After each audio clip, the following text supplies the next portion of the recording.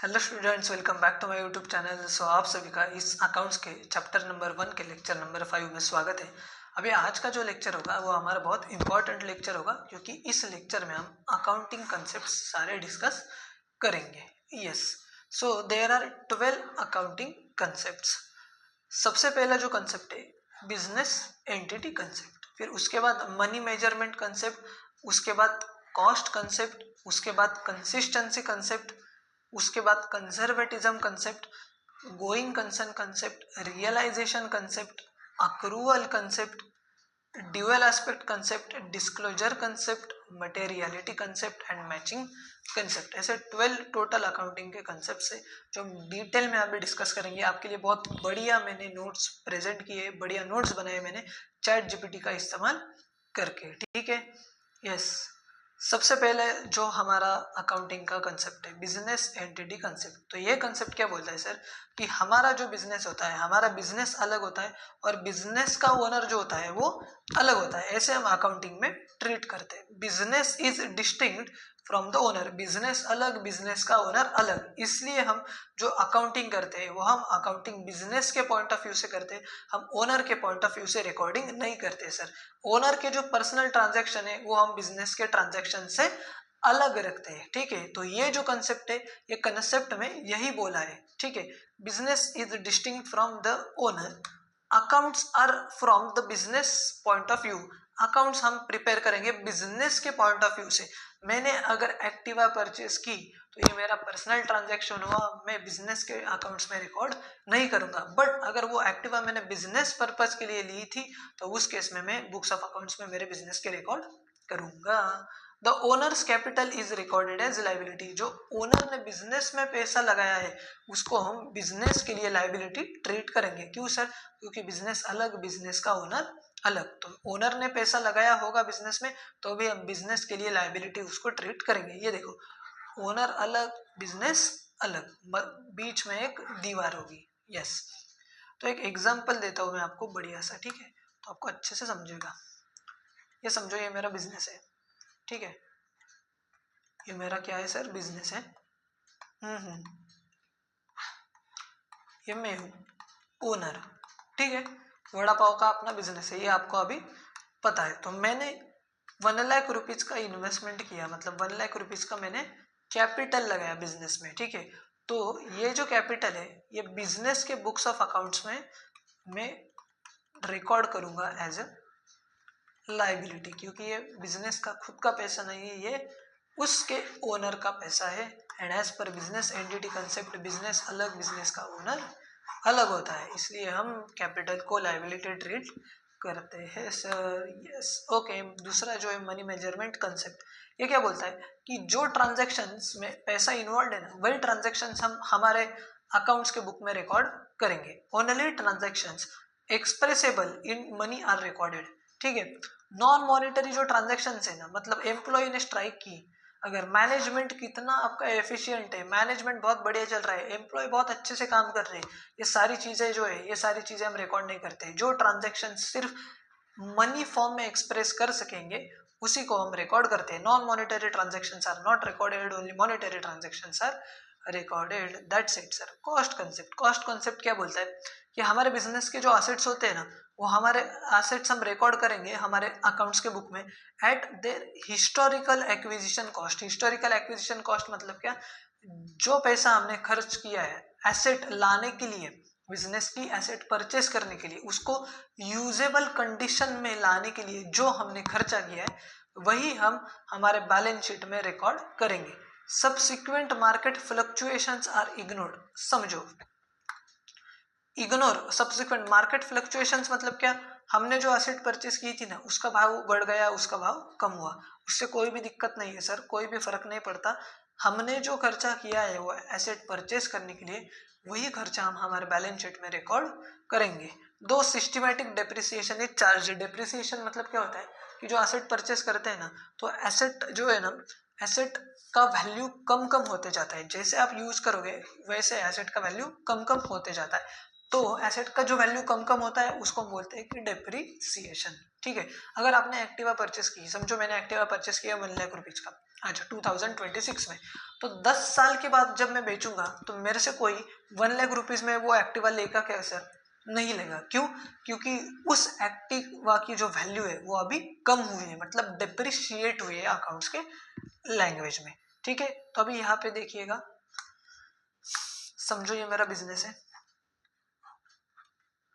मैंने एक समझो मशीनरी परचेस की वड़ा पाव बनाने की, मशीनरी परचेस की वड़ा पाव बनाने की। सर इसकी जो कॉस्ट थी ना 1 लाख रुपीज इसकी कॉस्ट थी। कितनी कॉस्ट थी? 1 लाख। और ये मेरे बुक्स ऑफ अकाउंट्स में, मेरा जो बिजनेस है, मेरे बिजनेस के बुक्स ऑफ अकाउंट्स में मैं रिकॉर्ड करूंगा कितने की सर? मैं 1 लाख रुपीज की ही रिकॉर्ड करूंगा मेरे बुक्स ऑफ अकाउंट्स में। समझो ये जो मशीनरी थी ना, इसकी करंट मार्केट वैल्यू है ना, जो करंट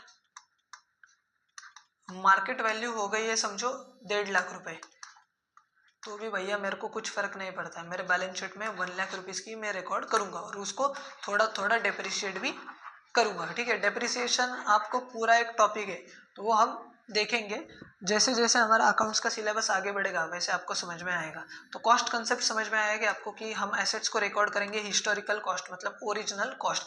एसेट की वैल्यू बढ़ गई है, कम हो गई है, भाड़ में जाओ, अपने को कुछ फर्क नहीं पड़ता। डुअल एस्पेक्ट कंसेप्ट मतलब क्या? हर ट्रांजैक्शन के दो इफेक्ट्स होते हैं, हर बिजनेस ट्रांजैक्शन के दो इफेक्ट होते हैं।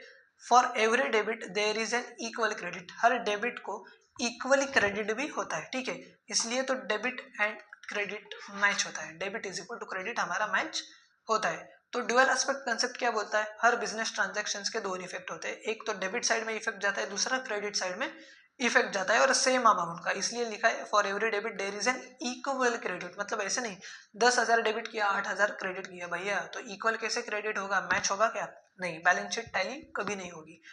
This yields the ultimate equation, हमारा इसलिए तो इक्वेशन क्या बनता है कि assets is equal to liabilities plus capital. ये लेफ्ट हैंड साइड है और ये राइट हैंड साइड है, इसलिए तो ये दोनों साइड्स मैच होते हैं ना sir, debit is equal to credit के वजह से। Capital plus liability is equal to assets. ये देखो ये क्या है, हम इसको क्या बोलते हैं? तराजू बोलते हैं ना। इसके दोनों दोनों जो साइड से ये मैच होंगे तो ही हम बोलेंगे कि हमारा अकाउंट टैली हुआ। ये एसेट्स है और ये आपका कैपिटल एंड लाइबिलिटी है। उसके बाद गोइंग कंसर्न, गोइंग कंसर्न क्या बोलते हैं कि बिजनेस हमारा चलता चले जाएगा।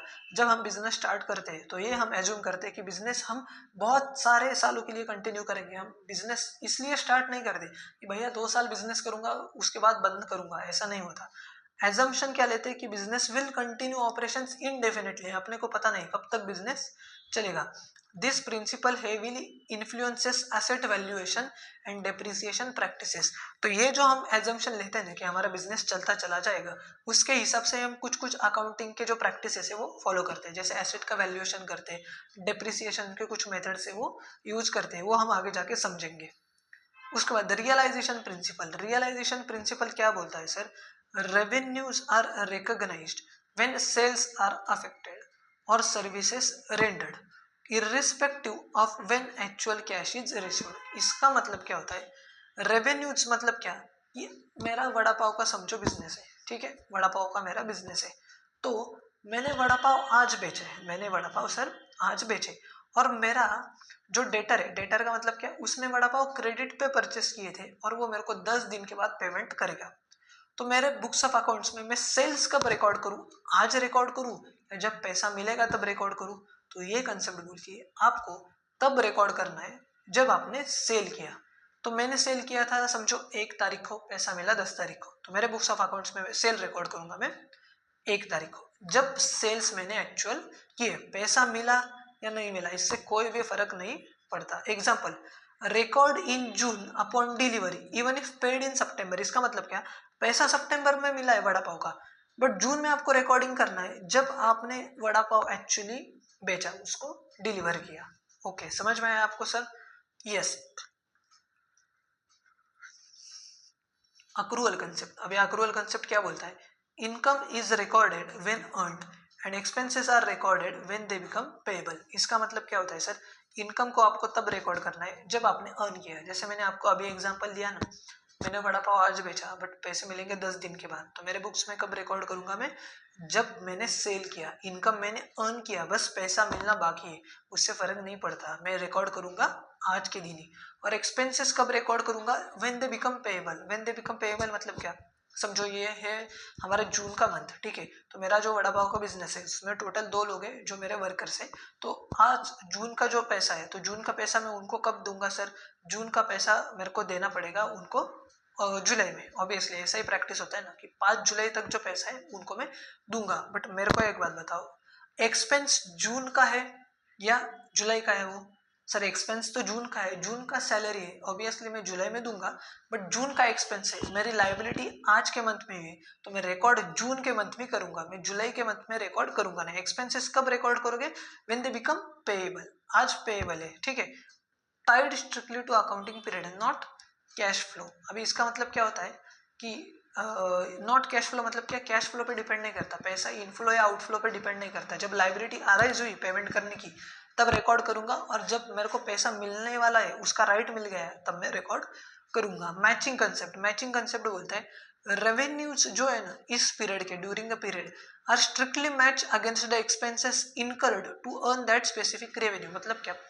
इस साल मैंने जो इनकम कमाया, तो वो इनकम कमाने के लिए जो मैंने इस साल खर्चा किया, तो वो भी रिकॉर्ड करेंगे और इस साल का इनकम भी रिकॉर्ड करेंगे। रेवेन्यूज जो है ड्यूरिंग द पीरियड उसको मैच करना है स्ट्रिक्टली अगेंस्ट द एक्सपेंसेस जो इनकर किए, क्यों? वो रेवेन्यू कमाने के लिए।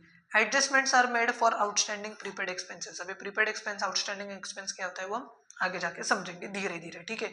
अभी तो अपना पहला ही चैप्टर चल रहा है, मैचिंग कंसेप्ट आपको समझ में है। अभी कंसिस्टेंसी, कंसिस्टेंसी मतलब क्या? अपने अगर एक अकाउंटिंग की मेथड फॉलो की, तो भैया वही अकाउंटिंग की मेथड सबसिक्वेंट अकाउंटिंग ईयर्स में फॉलो करो। आज एक फॉलो की, अगले साल एक फॉलो करेंगे, उसके अगले साल दूसरा ही फॉलो करेंगे, भैया ऐसा चलेगा नहीं। Accounting policies should remain continuous over a period of time unless circumstances demand. मतलब क्या? अगर ऐसा कोई भी सिचुएशन आया कि आपको अकाउंटिंग प्रैक्टिस बदलना पड़ रहा है, तो उस केस में आप चेंज करो ना, कोई भी दिक्कत नहीं है। सर्कमस्टांसेस अगर डिमांड कर रहे हैं तो चेंज करो, बट अगर नॉर्मल केस में आप चेंज नहीं कर सकते सर, एक अकाउंटिंग मेथड फॉलो की तो वही आपको यूज करनी होगी। Example, maintaining the same depreciation method. अभी डेप्रिसिएशन मैंने समझाया ना आपको, डेप्रिसिएशन मतलब क्या? एसेट की वैल्यू हम हर साल धीरे धीरे थोड़ी सी कम करते हैं, तो उसको बोलते हैं डेप्रिसिएशन। उसके 2 मेथड्स होते हैं, एक्चुअली 2 नहीं, बहुत सारे मेथड्स होते हैं। आपके टेक्स्ट बुक में 2 मेथड्स दिए, तो आपने अगर एक मेथड फॉलो की तो वही सब्सिक्वेंट ईयर्स में फॉलो करो। कंजर्वेटिज्म प्रिंसिपल क्या बोलता है भैया कि anticipate no profit but provide for all the possible losses, ठीक है। इसका लिख लो एक important point, anticipate no profit but provide for all possible losses. क्या बोला है सर? प्रॉफिट को एज्यूम मत करो कि भैया आपने को प्रॉफिट मिलेगा, प्रॉफिट रिकॉर्ड मत करो, एंटिसिपेट मत करो। जब तक प्रॉफिट नहीं होता तब तक रिकॉर्ड मत करो। बट अगर आपको लग रहा है, भैया आपको क्या लग रहा है सर, मेरे को फ्यूचर में लॉस होगा, तो वो रिकॉर्ड करो। प्रॉफिट मिल रहा है फ्यूचर में तो वो रिकॉर्ड मत करो, बट आपको लग रहा है कि लॉस होगा तो वो रिकॉर्ड करो। Anticipate no profit but provide for all the possible losses. क्या बोला है भैया? सेफ खेलो, ठीक है। हर चीज के लिए आपको सेफ खेलना पड़ता है, कोई भी चीज़ हो, ठीक है, बट सेफ जो है ना उसके लिए सेफ खेलना सबसे ज़रूरी है, वो रियल लाइफ में हो या अकाउंटिंग में हो, ठीक है। इसका दूसरा कुछ मीनिंग मत लो sir. Yes, anticipate no profit but provide for all the possible losses, play safe. Yes, example, valuing closing stock at cost price और market price whichever is lower. मतलब जो कॉस्ट स्टॉक होता है ना हमारा, stock मतलब क्या? Business का जो रॉ मटेरियल वगैरह हम परचेस करते हैं। जैसे मेरा वड़ा पाव का बिजनेस है, तो जो मैंने वड़ा पाव के लिए रॉ मटेरियल परचेस किया, तो मैं रिकॉर्ड करूंगा एक तो जो खर्चा किया उसको परचेस करने के लिए, या मार्केट प्राइस, इन दोनों में से जो कम है उस पर मैं रिकॉर्ड करूंगा। Anticipate no profit provide for all possible losses. Disclosure concept, disclosure मतलब क्या बोला है कि भैया जो जो मटेरियल इन्फॉर्मेशन है, इंपॉर्टेंट इन्फॉर्मेशन डिस्क्लोज करो, अच्छी तरीके से करो। Accounts must honestly and fully disclose करो सारी information material regarding the financial position, मतलब एसेट्स कितने, लाइबिलिटीज कितने, and performance of the business, मतलब क्या प्रॉफिट हुआ है या लॉस हुआ है, ये सारी इंफॉर्मेशन डिस्क्लोज करो। मटेरियलिटी क्या बोलता है, ये भी बोलता है भैया डिस्क्लोज करो, बट सिर्फ इंपॉर्टेंट इन्फॉर्मेशन डिस्क्लोज करो, फालतू के आइटम्स डिस्क्लोज मत करो।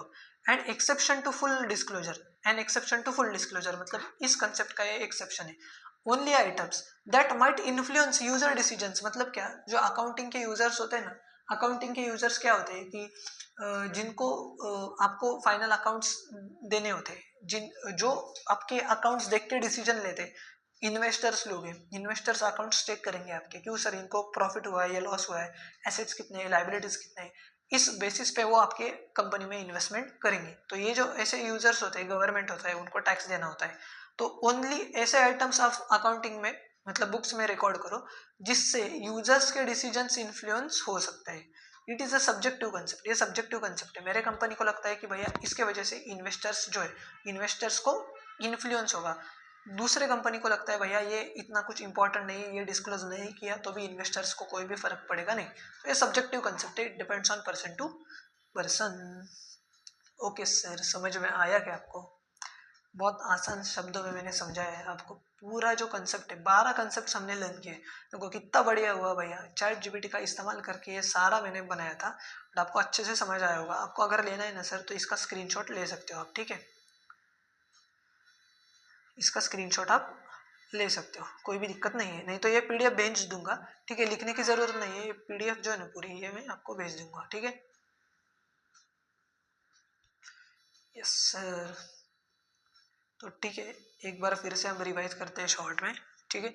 आपको ब्रेक चाहिए क्या? ब्रेक चाहिए तो ले लो, चलो 1 मिनट का ब्रेक ले लो।